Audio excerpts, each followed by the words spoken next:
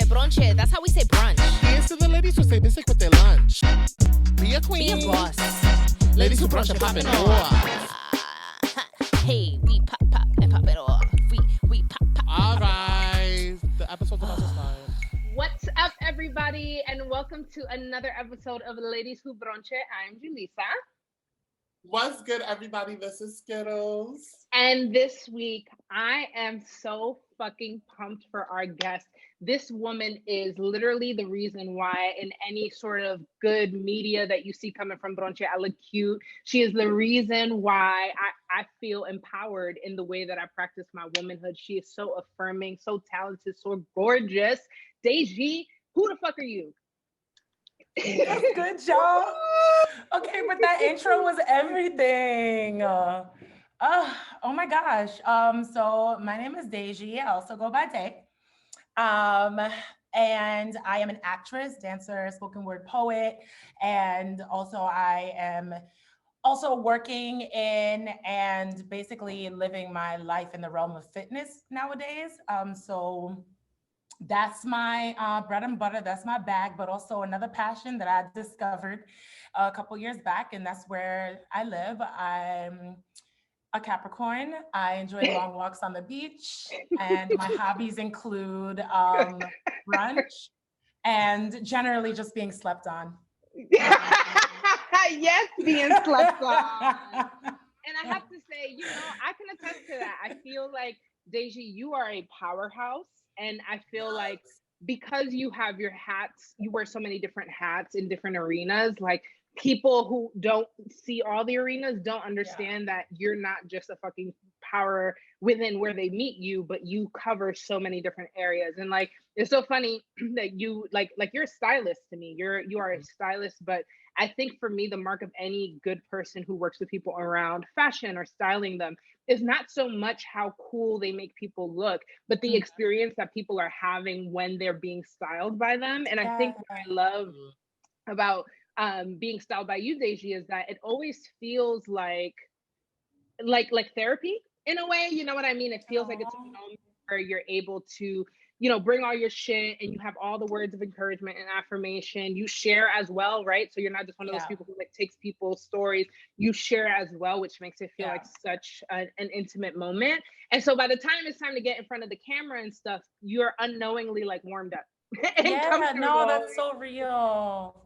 That's so real. And I love that you just said that because like, also this is something that like, in hindsight, I've been kind of doing for a while now, but I've never considered myself a stylist. It's only like since recently you guys have like been calling me that I'm like, oh wait, hold up. Let me put that on the resume. Right. But it's something that like what you just said about like having those genuine interactions and how important they are when you're on a set is so real, because I have a friend, shout out to Nathan, who is a stylist, and that's how we met. We met on set and he was my stylist.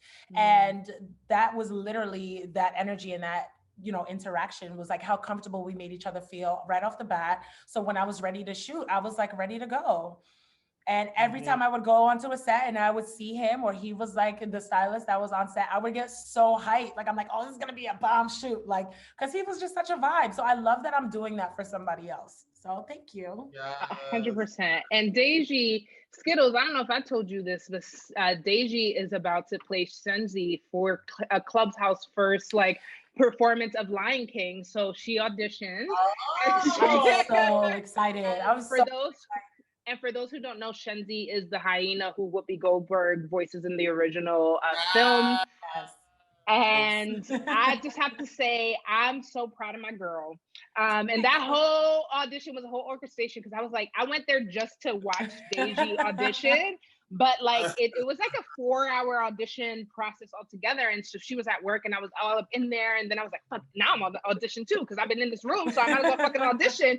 But just because I was so invested in Daigi getting cast in this thing, just because I just think like when you're in spaces like Clubhouse, and we've talked about Clubhouse quite a bit this season, it's important to know that like we can fully take up space in Clubhouse, even though we're not Meek Mill or we're not Joe Budden and these people who like have these rooms with hundreds and hundreds of people at a time, but we're here, we're talented. And so it was really, what was really affirming to me was not only that Daisy got cast, but that I was in another room and they just happened to be talking about Daisy. And I was like, that's my girl. And they were like, nah, for real. And then, what I like about Clubhouse, they went to that page and they were like, oh shit, you do know her. I'm like, yeah, that is my people's. And so it's like, to me, it's like the validation of like, yeah, she's hot shit and she's about to pop off, but you ain't the one who knew her first. That's my friend. We family first. Y'all not about to take my girl, like, and just act like y'all discovered her. Nah,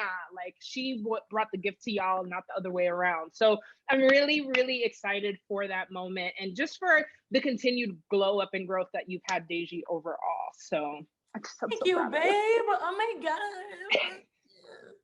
No, for real, that's amazing. Thank you so much. And like, honestly, like I love, because I'm all about it too, but I love how hard y'all love on me because that is everything. So it's a reciprocation, sis. It's a reciprocation. Already know. Period. All right, Daigi. Well, we're gonna start you off with our brunch questions, and our first question is: when you go out to brunch with your girls, what is your brunch bebida? What is your go-to brunch drink?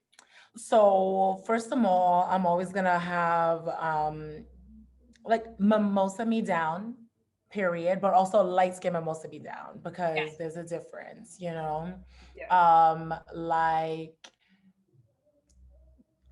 are you 3 parts. Are you a fan of vodka? No, I've never done that. Issa Rae does like more part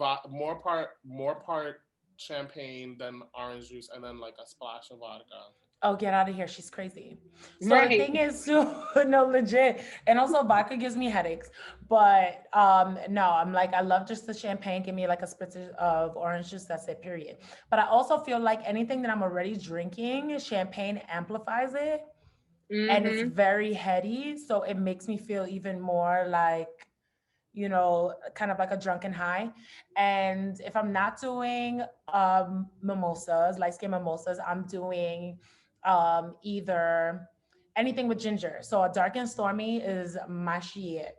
So what goes in there is ginger because West Indian people, them love them ginger. Yes. So ginger, and then you have a rum, of course, and then bitters, I believe, is in there, and I can't remember what else. It might be another ingredient in there, but it's amazing. Yes, love a good dark and stormy. So good. You were the first person that I tasted a dark and stormy with.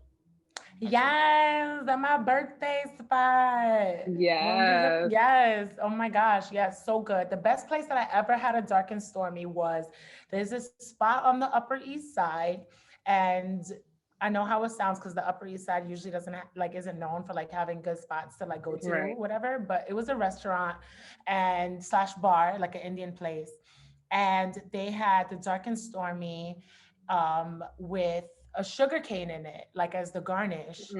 So Caribbean people and their sugar cane. So I would drink my dark and stormy, and like the sugar cane was like in my treat after. I'd be there like, yes, I love it.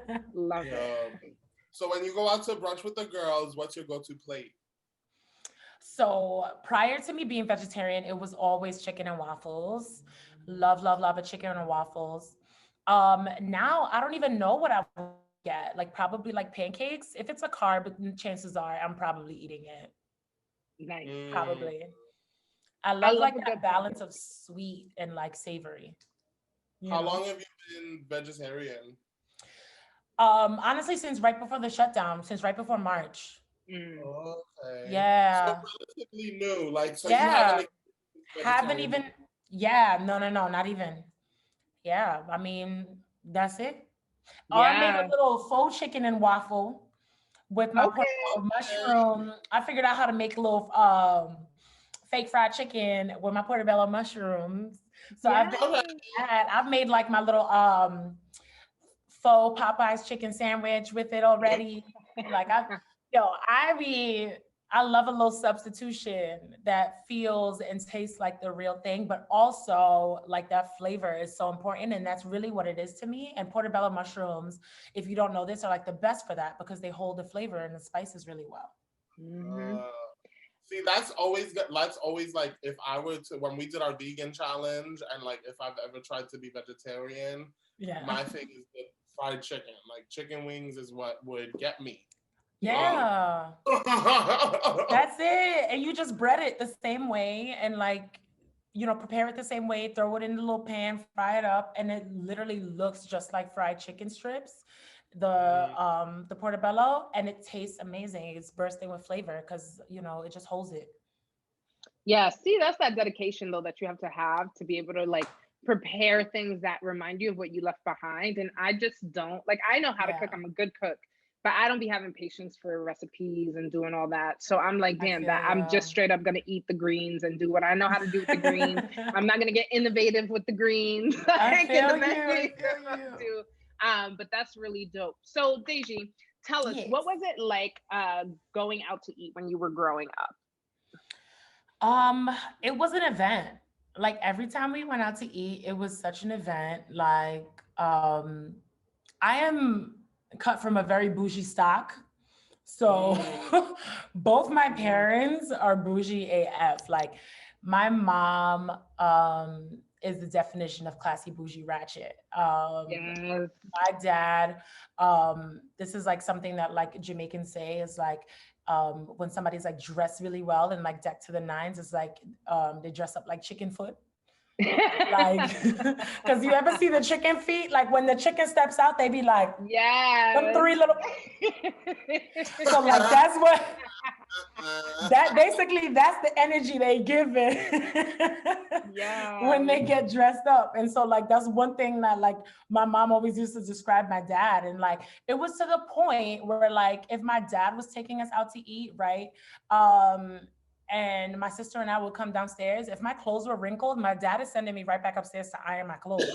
Wow. I don't care how late we are. Like it was all about presentation and how you show up in a space. Like, and that was instilled in me from when I was a kid to the point where like, I can't do it now. I almost wore a different t-shirt today and the shit wasn't ironed, but I didn't have time. So I was like, I can't wear that. So it was always an event. We used to go to the Sizzler. Yes, same. That was the spot. Like that was like our what's the like the Sizzler equivalent? Like what's the bougie Sizzler equivalent? Like I'm trying to think because I'm so caught up on the buffet part. I'm like, I don't know. That was our Ruth Chris. Yeah.